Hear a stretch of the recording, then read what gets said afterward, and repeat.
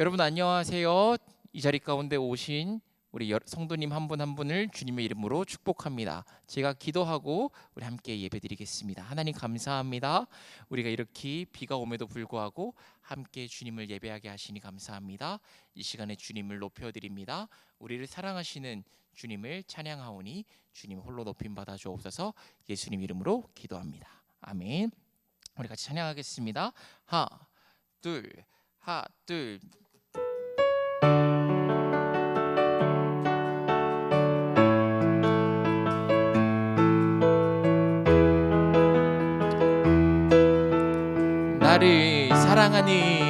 나를 사랑하는 주님, 나를 위해 죽으시고 부활 승천하시어서 나의 주가 되셨네. 나를 사랑하는 주님, 나의 목자 되시어서 나를 항상 인도하니 주만 따라가리라. 주 오시면 천국에서 주님과 살리라. 영원토록 주 오시면 천국에서 주님과 한 번 더 찬양합시다. 영원. 나를 사랑하는 주님, 나를 위해 죽으시고 부활 승천하시어서 나의 주가 되셨네. 나를 사랑하는 주님, 나를 위자 되시어서 나를 항상 인도하니 주만 따라가리라. 주 오시면 천국에서 주님과 살리라. 영원토록 주 오시면 천국에서 주님과 살리라. 주 오시면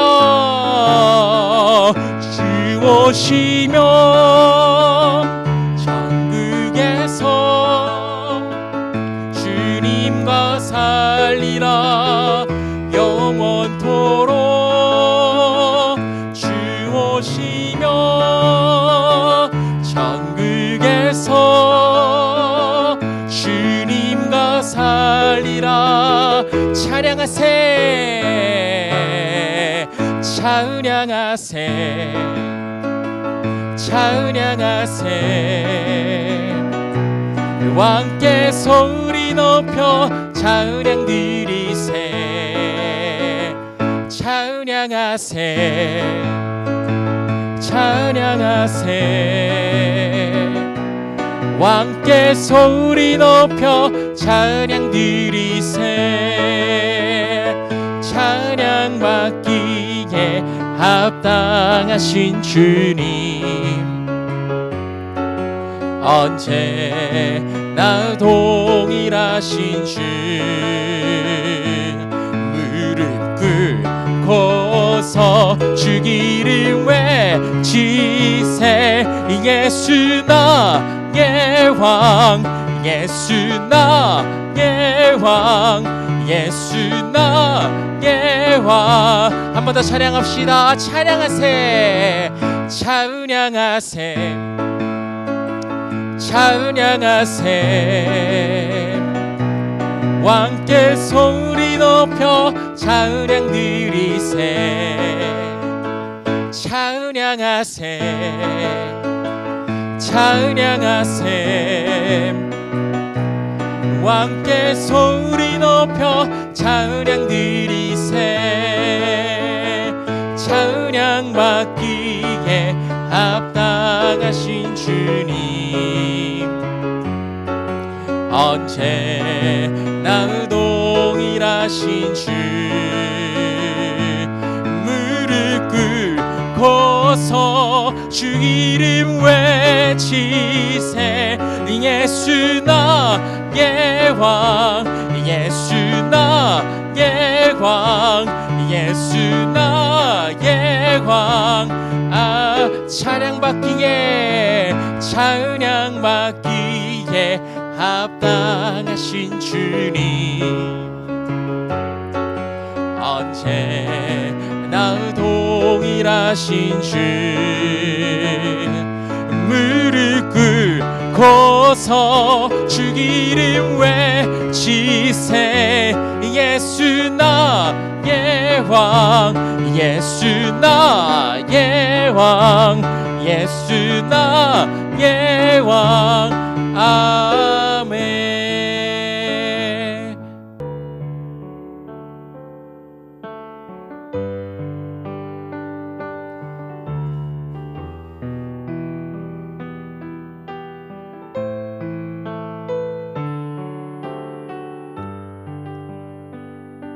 사랑합니다 나의 예수님, 사랑합니다 아주 많이요. 사랑합니다 나의 예수님, 사랑합니다 그것뿐에. 사랑합니다 나의 예수님, 사랑합니다 나의 예수님, 사랑합니다 아주 많이요. 사랑합니다 나의 예수님, 사랑합니다 그것뿐이에요. 사랑한다 아디라 내가 너를 잘 아노라. 사랑한다 아디라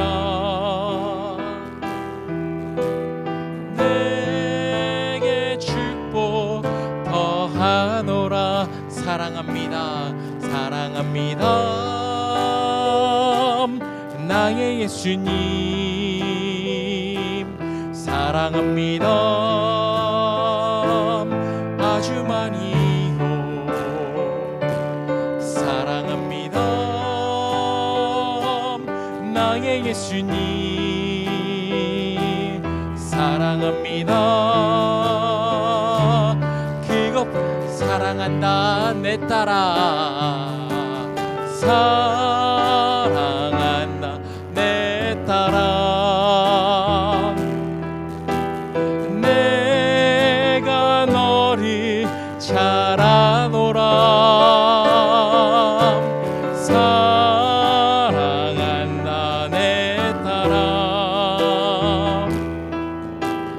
내게 축복. 우리 한 번만 더. 사랑한다 내 딸아, 사랑한다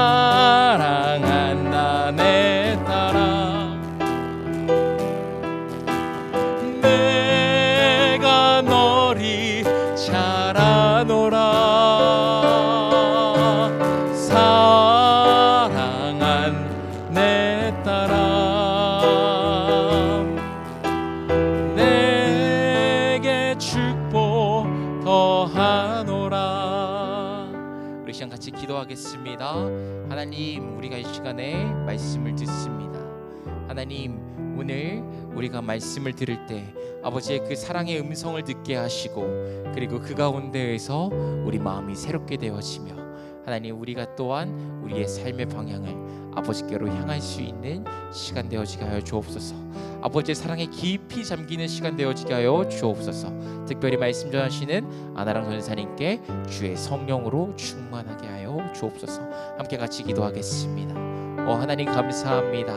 주님, 우리를 이 자리 가운데 불러주셔서 너무나도 감사합니다. 하나님, 오늘 이 예배가 아버지의 사랑에 잠기는 예배가 되어지기를 소원합니다. 아버지의 그 은혜 가운데 잠기는 예배가 되어지기를 소원합니다. 하나님, 오늘 우리가 말씀 들으며 나아갈 때에 아버지의 그 사랑의 음성을 듣게 하시고 아버지의 그 사랑 안에 거하게 하여 주옵소서. 말씀 전하시는 하나님 은사님을 주께 올려드립니다. 주의 성령으로 충만하게 하시고 담대하게 하시고 하나님 오늘 하나님 그 전하라고 하시는 그 메시지를 온전히 하나님 선포하도록 주님 하나님 은사님의 마음과 생각과 입술을 주장하여 주옵소서. 주님을 찬양합니다. 감사합니다. 예수님 이름으로 기도합니다.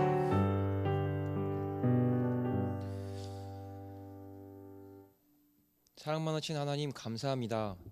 만개한 벚꽃과 간만의 비로 우리의 감성을 풍부하게 해주시는 계절을 주신 주님께 감사드리며 이 감성의 풍부가 우리의 전이이니 하나님으로 풍성해지는 또 하나의 계기가 되게 해주시고 이렇게 오늘 하나님을 주목하려 우리 자신과 타인을 주목하려고 모인 우리 신답교회 예배공동체 모두 오늘의 새로운 하나님의 은혜와 오늘 주시는 새로운 하나님의 사랑을 체험하게 해주시옵소서.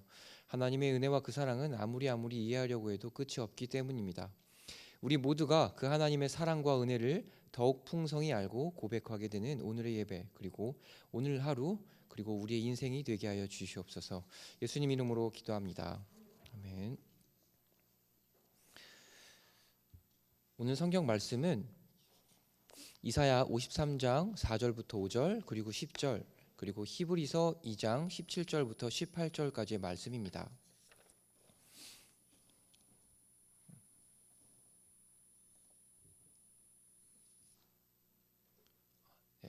네, 제가 봉독하겠습니다. 그는 실로 우리의 질고를 지고 우리의 슬픔을 당하였거늘 우리는 생각하기를 그는 징벌을 받아 하나님께 맞으며 고난을 당한다 하였노라. 그가 찔림은 우리의 허물 때문이요 그가 상함은 우리의 죄악 때문이라. 그가 징계를 받음으로 우리는 평화를 누리고 그가 채찍에 맞음으로 우리는 나음을 받았도다. 여호와께서 그에게 상함을 받게 하시기를 원하사 질고를 당하게 하셨은즉 그의 영혼을 속건제물로 드리기에 이르면 그가 씨를 보게 되며 그의 날은 길 것이요 또 그의 손으로 여호와께서 기뻐하신 뜻을 성취하리로다. 그러므로 그가 범사에 형제들과 같이 되심이 마땅하도다. 이는 하나님의 일에 자비하고 신실한 대제사장이 되어 백성의 죄를 속량하려 하심이라. 그가 시험을 받아 고난을 당하셨은즉 시험을 받는 자들을 능히 도우실 수 있느니라. 아멘. 제가 교회 소식을 잠시 잊었는데요. 네, 교회 소식 잠시만 말씀드리면요. 제가 부활절 새벽 촛불 예배가 있습니다. 그래서 오전 5시에 주일에 있고요. 이때는 일부 예배가 없다는 거 이제 인지하고 계시면 좋을 것 같습니다. 또한 이제 부활주일 예배도 또한 이제 우리 주보를 참조하셔서 예배 참여에 차질이 없기를 바랍니다. 네, 오늘 저의 제목은 당신은 공감하십니까? 라는 제목을 가지고 왔습니다. 1997년 어느 아동이 유괴되는 사건이 발생했습니다. 그래서 이 사건의 끔찍함은 여기서 그치지 않고 결국 이 아동은 살해를 당합니다. 그 범인은 현장에서 잡혔고요. 이 범인을 향한 세상의 공분은 엄청 커가지고 이제 저희가 이제 세상은 사형을 주장하게 되죠. 결론적으로 말씀드리면 이제 그 사람은 사형을 당했습니다. 우리는 이 사건을 보면서 이렇게 생각할 수 있습니다. 저 범죄자는 벌을 받아 마땅해. 콩밥도 아까워 라고 생각을 하는데요. 그런데 제가 지금 말씀드린 것은 소설의 이야기입니다. 그 7번 방의 선물이라는 영화에서 나온 내용이에요. 그리고 우리가 사형을 외쳤던 이 범인은 사실 미끄러져서 의식을 잃어가는 그 아동을 살리려고 했던 그냥 순수한 딸바보 아빠였을 뿐입니다. 억울하게 죽임을 당한 거죠. 그런데 혹시 여러분 이 영화가 사실에 기반한 영화라는 거 알고 계셨나요? 1972년 9월 27일 강원도 춘천시에서 9살 아동 살해 사건. 그 당시 이거는 경찰 파출소장의 딸이었고 대통령이 언론을 통해서 범인을 직접 잡으라고 명령할 정도로 핫 이슈였던 사건이라고 합니다. 즉 우리가 아까 영화에서 제가 말씀드렸던 그 영화에서 이 범인은 콩밥도 아까워 죽어야 마땅해 라고 판단했던 우리의 그 판단은 우리의 속마음은 영화를 대상으로 한 속마음이 아니라 실제로 존재하는 한 사람 그 사람의 인생을 통째로 억울하게 무너뜨려 버린 판단이 된 것입니다. 넌 벌을 받아 마땅해. 오늘 본문은 여호와의 종의 노래라고 읽히는 본문입니다. 이것이 왜 여호와의 종의 노래냐라고 한다면 이것은 예수님이 구약에서 말씀하시고 있는 그 보혜사다라는 것을 잘 나타내 주기 때문입니다. 그리고 당시 이스라엘 사람들이 예수님을 어떻게 생각했느냐 그것도 잘 나타내 주는 본문이 있기 때문에 그래요. 오늘 말씀을 제가 다시 한번 봉독하겠습니다. 우리는 생각하기를 그는 징벌을 받아 하나님께 맞으며 고난을 당한다 하였노라. 이것을 다시 쉽게 말하면 예수 넌 벌을 받아 마땅해 라는 말입니다. 여러분, 성삼위 하나님의 입장에서 십자가 사건은 총체적인 승리로 우리가 알고 있습니다. 그렇죠? 영광의 선포입니다. 십자가 사건은. 근데 여기서 주목할 점은 성경은 이와 동시에 수많은 구절에서 예수님의 무죄성에 대해서 얘기한다는 것입니다. 즉 인간의 시선으로 본다면 예수님의 십자가 사건은 억울한 사건이라고 말을 하고 있는 거예요.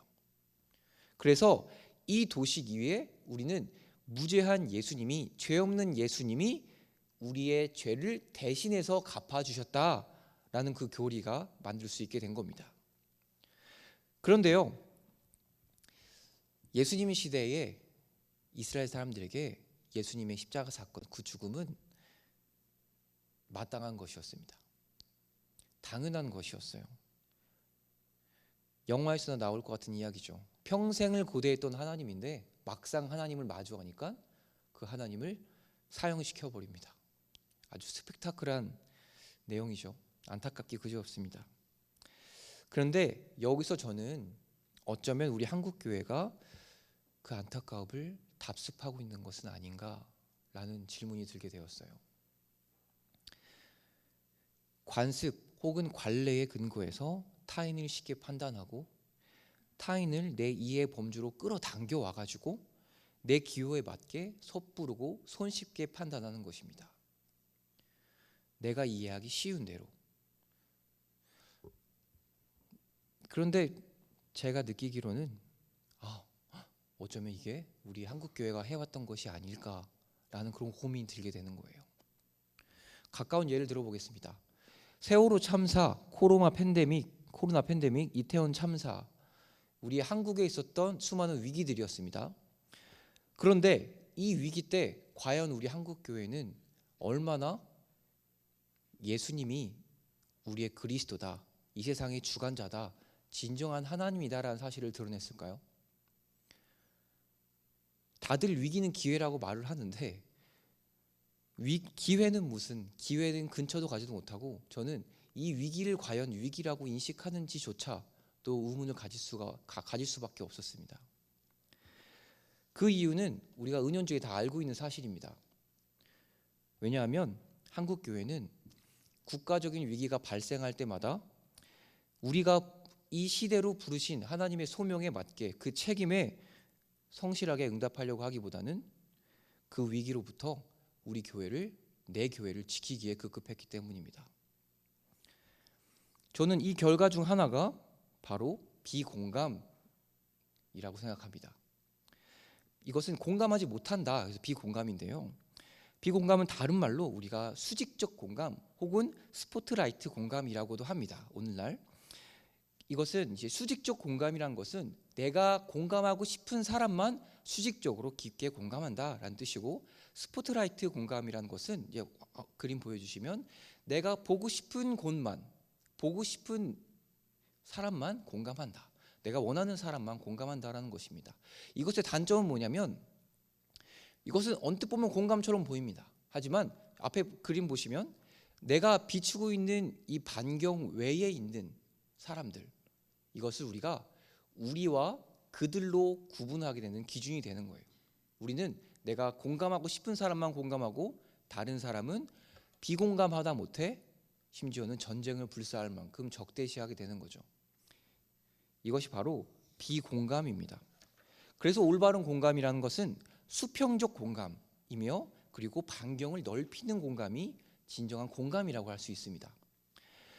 제가 소설을 많이 읽는 편은 아니지만 제가 지금까지 읽었던 소설 중에 탑3를 뽑는다면 저는 아직도 10년 전에 읽었던 한강 작가의 채식주의자를 뽑습니다. 채식주의자는 그때 엄청난 이제 센세이션을 불러일으켜서 K문학이라고 우리가 비판받던 우리 한국 문학을 세상에 반열에 올렸던 엄청난 작품이었죠. 전 세계가 우리 한국을 주목하게 되었던, 한국도 문학이 있구나 이런 것들을 이제 주목하게 했던 엄청 큰 작품이었습니다. 채식주의자는 내용을 요약하면 그렇습니다. 우리는 어느 사람이 채소를 못 먹어요. 채소를 못 먹는데 우리가 그 사람이 채소를 왜 못 먹는지 원인이 파악하기 어려운 거예요. 그래서 이 사람은 어떻게 이해해야 되지? 그냥 채식주의자라 하겠다라는 거예요. 내가 어느 사람을 이해할 수 있는, 이해하지 못하니까 그 이해를 내가 기존에 갖고 있었던 그 이해의 좁은 폭으로 그 사람을 끼워 맞춘 겁니다. 이게 바로 채식주의자의 내용인데요. 이것은 뭐냐면 오늘날 전 세계에 만연한 이 비공감, 공감하지 못하는 이 세계의 세태를 아주 적나라하게 보여주는 작품이었어요. 그래서 이 작품이 세계에 울림을 준 것이죠. 이러한 비공감 현상은 당연히 우리 사람 사는 이야기이기 때문에 성경에서도 아주 많이 등장합니다. 근데 오늘 시간상 그것을 많이 나누지 못하고요. 먼저 요한복음 9장 2절부터 먼저 보겠습니다. 제가 묵독하겠습니다. 제자들이 물어 이르되 랍비여, 예수님입니다. 이 사람이 맹인으로 난 것이 누구의 죄로 인함이니까? 자기니까? 그의 부모니이니까? 벌을 받아 마땅해. 이 내용이 다시 나온 겁니다. 제자들은 선천적 장애를 가지고 태어난 장애인을 공감하려고 하기보다는 가계 저주론이란 그 당시의 이해를 바탕으로 그 사람을 해석하려고 했던 거예요. 그래서 예수님은 제자들을 지적하고 훈계하면서 시각장애인을 치료해 주시는데요. 이게 그 유명한 실로암 사건입니다. 또한 오늘 말씀입니다. 시편 53장 4절 말씀인데요. 우리는 생각하기를 그는 징벌을 받아 하나님께 맞으며 고난을 당한다 하였노라.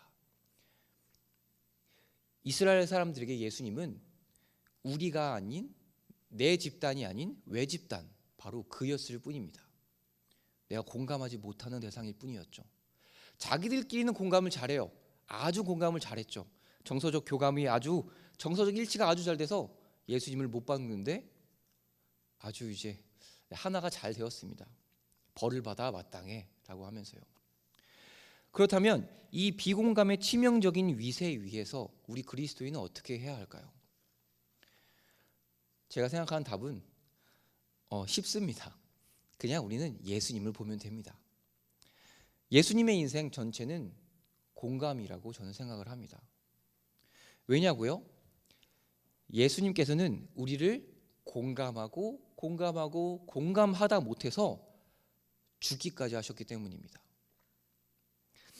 얼마나 공감하셨으면 우리 죄의 반복성에, 우리 죄의 심각성에 가장 중요한 것은 우리의 생명에 얼마나 공감하셨으면 자기의 목숨까지 내놓으시면서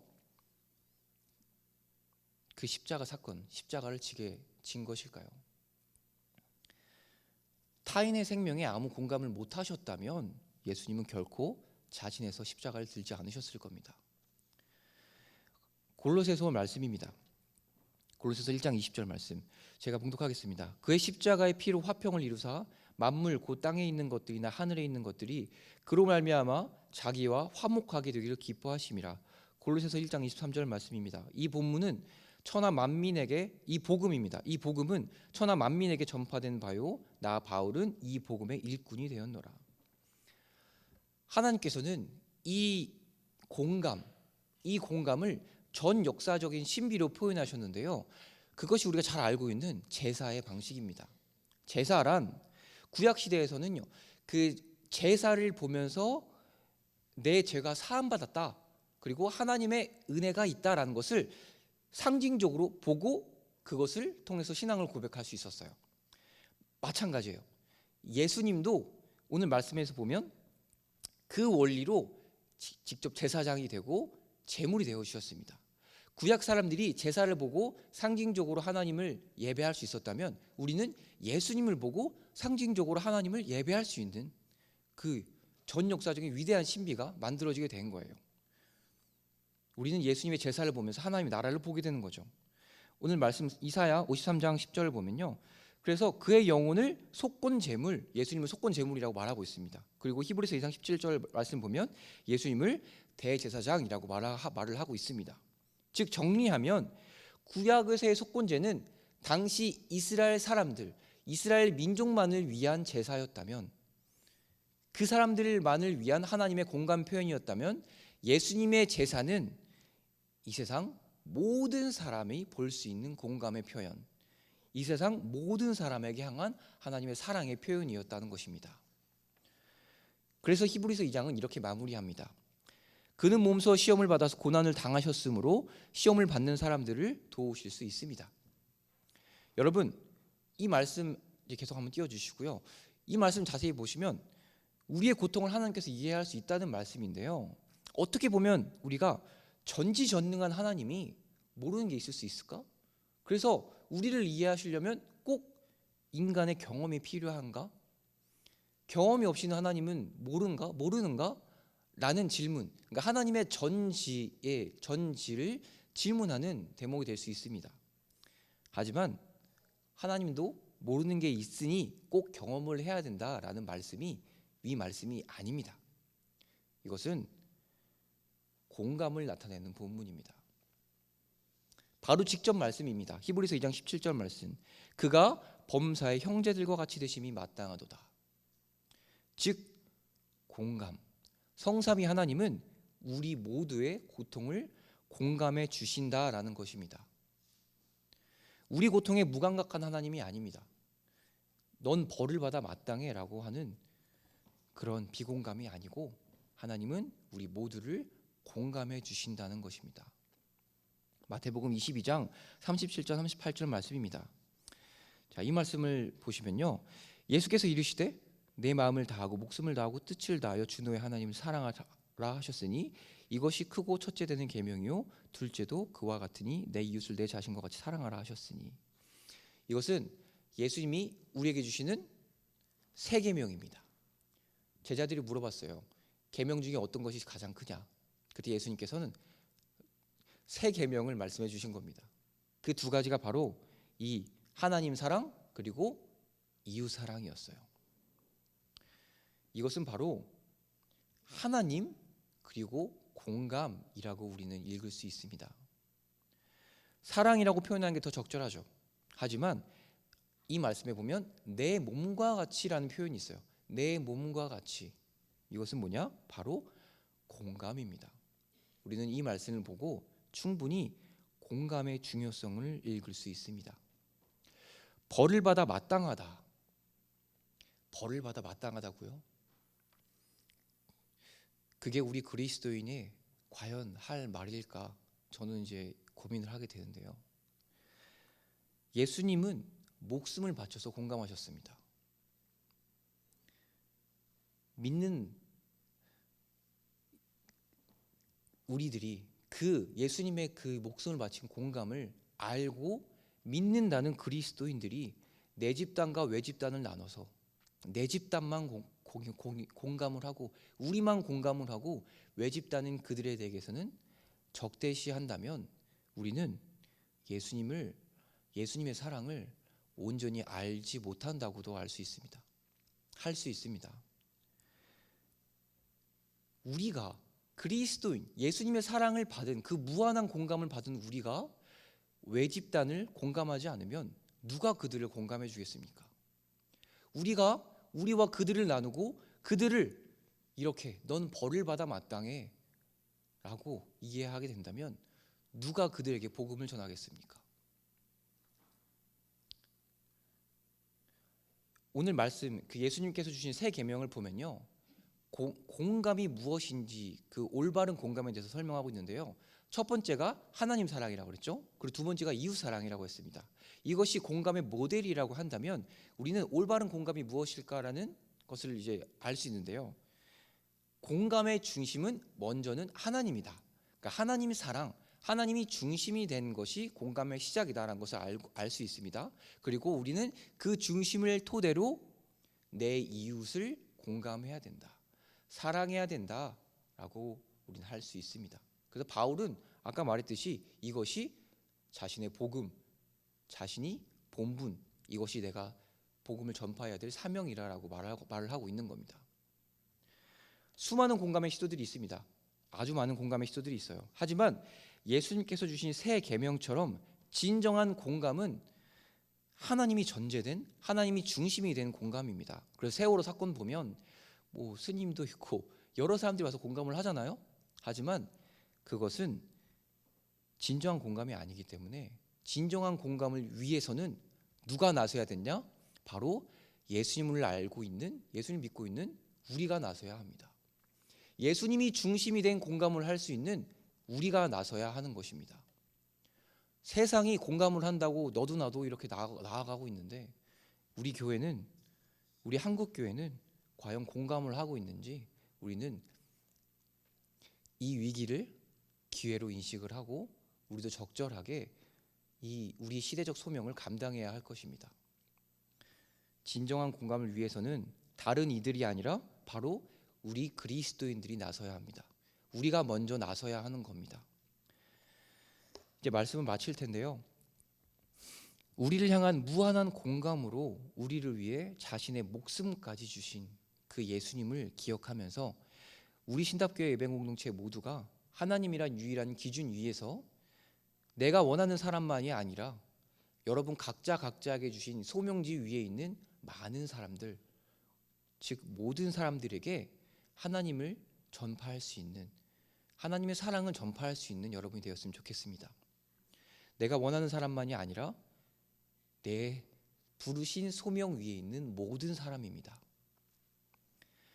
그 공감으로 우리 갈라디아서의 말씀처럼 십자가에 못 박힌다고 했잖아요. 우리도 함께 그 말씀처럼 우리도 예수님과 함께 십자가에 올라서 그들을 포함한, 우리를 포함한 모든 이들이 우리를 통해, 여러분을 통해서 하나님의 은혜를 보게 되기를 소망합니다.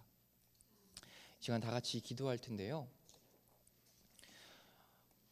우리 신답교회 예배공동체 모두가 하나님이란 유일한 기준 위에서 내가 원하는 사람만이 아니라 하나님께서 내게 주신 소명 위에 있는 모든 이들에게 공감할 수 있게 해달라고, 그리고 그 공감으로 갈라디아서의 말씀처럼 우리도 예수님과 함께 십자가에 올라서 그들을 포함한 모든 이들이 우리를 통하여, 우리 신답교회를 통하여 하나님의 은혜를 보게 해달라고 기도하겠습니다.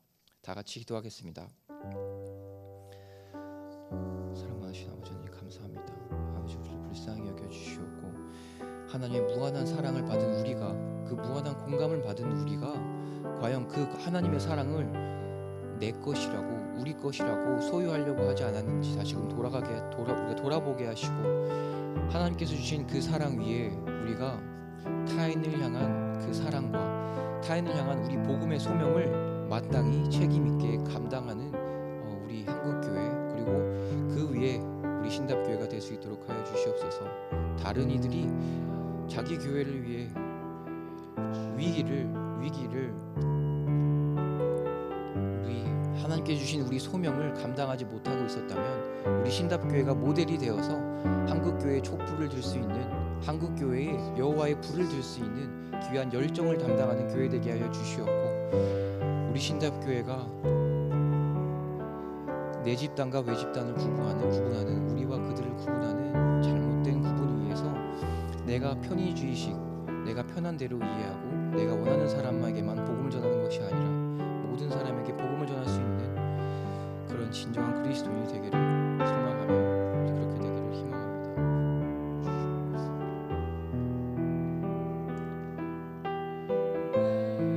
내가 너를 잘 아노라 사랑한다 아들아 내게 축복 더하노라. 사랑합니다. 사랑합니다.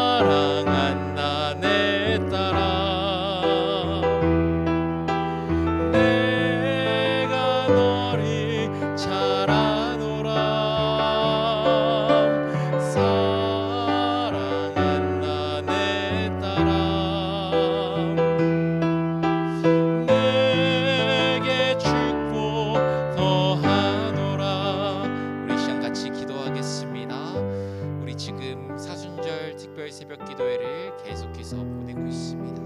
하나님, 이 특별 새벽 기도회를 통하여서 하나님, 우리에게 식었던 하나님과의 관계가 뜨거워지는 은혜가 있게 하여 주옵소서. 그리고 또 우리 오늘 전도사님 말씀과 함께 이어서 하나님, 우리 가운데에 하나님의 사랑을 알고 그 사랑을 다른 이들에게, 우리가 하고 싶은 사람들만이 아니라 그 다른 이들에게도 아버지의 사랑을 흘려보는 자 되어지게 하여 주옵소서. 이 특별 새벽 기도를 위해서 함께 같이 기도합시다. 기도하겠습니다. 하나님 감사합니다.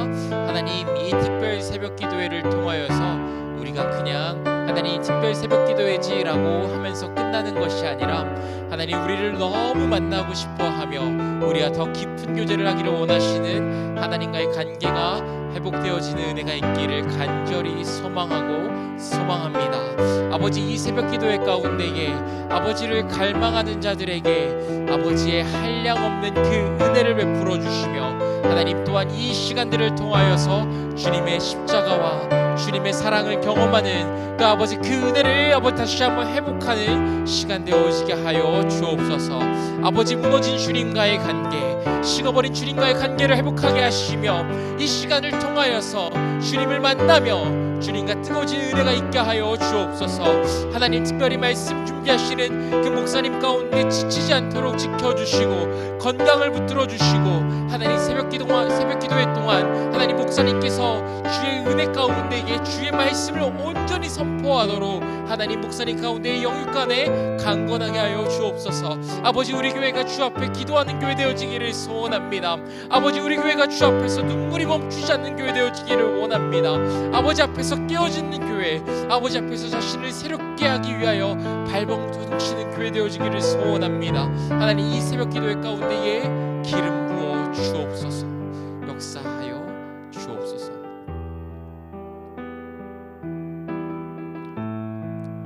우리 왜 슬퍼하느냐 함께 찬양합시다.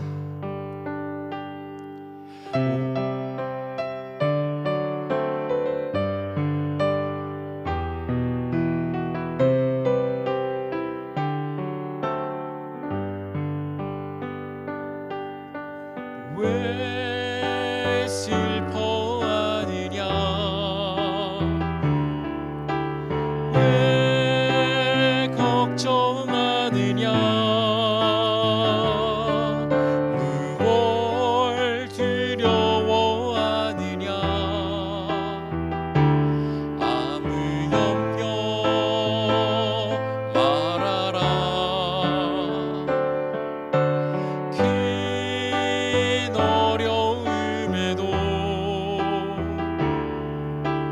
긴 아픔이 있어도 이젠 아무 걱정하지 마. 내가 널 붙들어 주니. 내가 너와 항상 함께 하리라. 내가 너를 지키리라. 실망치 말고 나를 보아라. 나는 너의 하나님. 우리 한 번만 더 찬양하겠습니다. 왜 슬퍼하느냐, 왜 슬퍼하느냐, 왜 걱정하느냐, 무얼 두려워하느냐, 아무 염려 말아라. 큰 어려움에도 큰 아픔이 있어도 이제 아무 걱정하지 마. 내가 널 붙들어 주니. 내가 너와 항상 함께 하리라. 내가 너를 지키리라.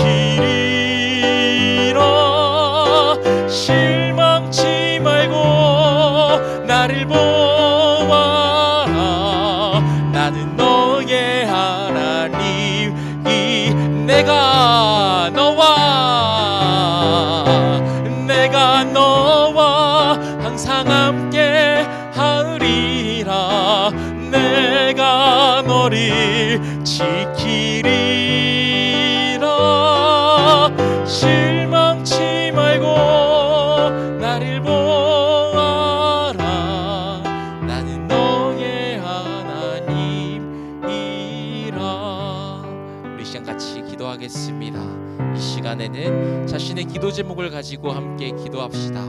우리 성도님들 각자가 가지고 나오신 기도 제목이 있을 겁니다.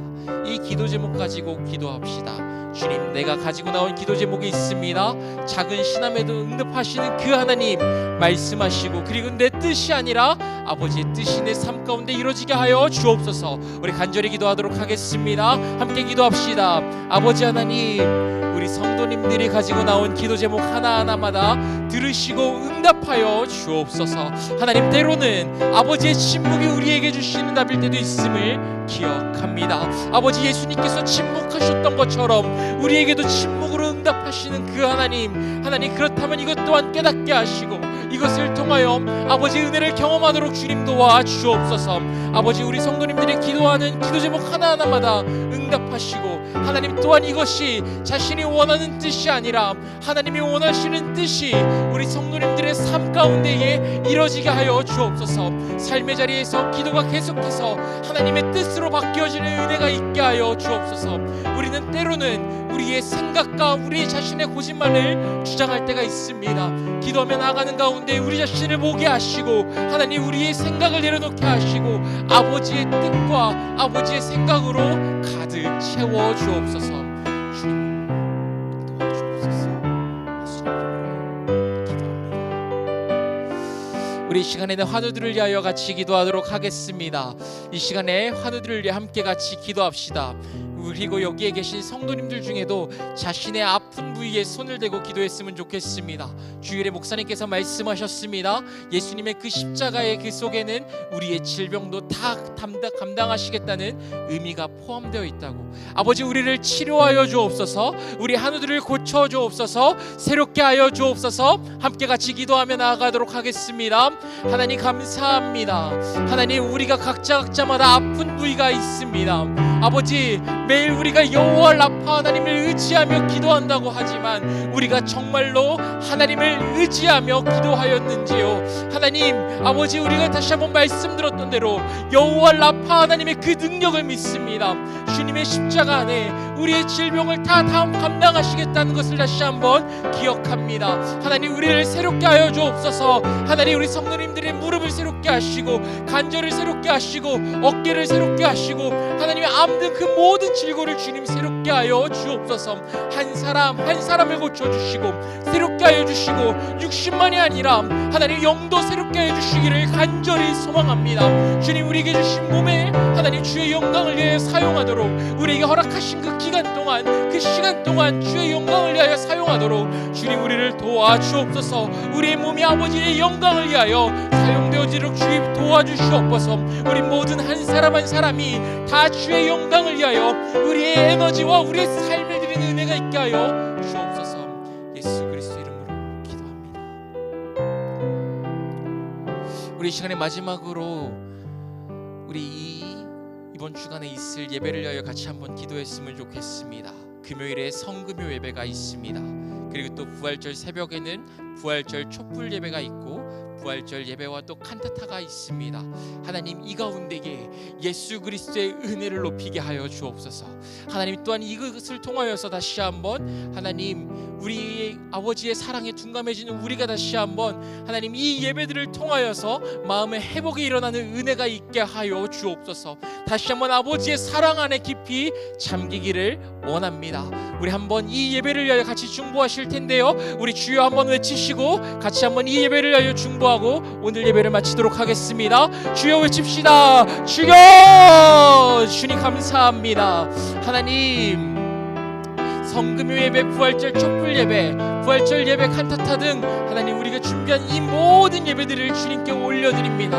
하나님, 먼저 이 예배가 주의 영광이 되어지기를 간절히 소망합니다.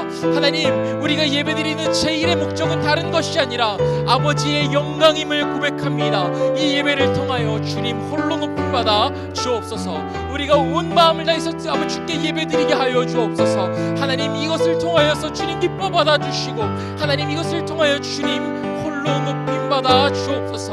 하나님, 이 예배가 그냥 1년에 하루에 있는 그 예배로 지나가지 않게 하시고 쇼가 되지 않게 하시고 정말 이 시간들을 통하여서 온전한 예배가 우리를 통하여 아버지 드려지기를 소원합니다. 하나님, 이 예배를 준비하는 모든 한 사람 한 사람 가운데에게 하나님 성령의 기름 부어주시고 하나님 온전한 마음으로 하나님 예배 가운데 기도하며 준비하며 나갈 수 있도록 도와주시옵소서. 우리가 기대하고 소망합니다. 넌 아버지 이 예배를 통하여 아버지의 사랑이 식어진 자들이 다시 한번 마음이 뜨거워지는 시간이 되어지기를 간절히 소망합니다. 하나님, 마음이 식어버린 이들에게 찾아오시어서 아버지의 사랑을 다시 한번 알려주시고 내가 너를 사랑한다라는 주님의 음성을 들려주시고 식어진 마음을 다시 회복케 하여 주옵소서. 하나님, 다시 한번 자신이 아버지께서 우리를 얼마나 사랑하시는지 그 사랑을 깨닫게 하시고 그 사랑이 찾아올 때에 마음을 활짝 열고 주님의 사랑 경험케 하여 주옵소서. 아버지가 안타까워 있는 그 영혼들 가운데 찾아가 주옵소서. 불러주시옵소서. 그리고 다시 아버지의 사랑을 회복시켜 주옵소서.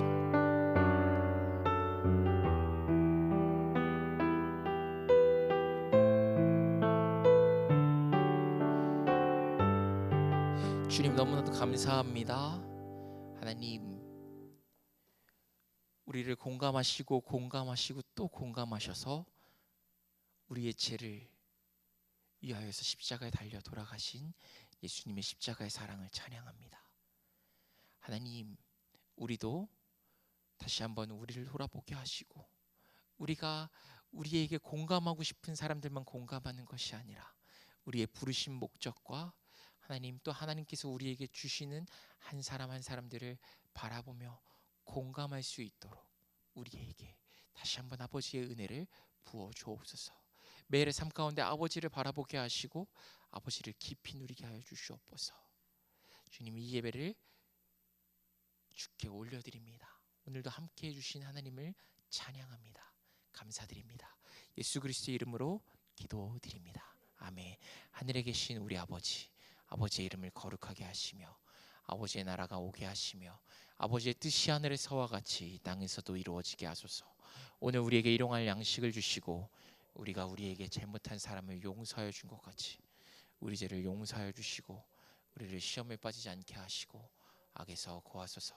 나라와 권능과 영광이 영원히 아버지의 것입니다. 아멘.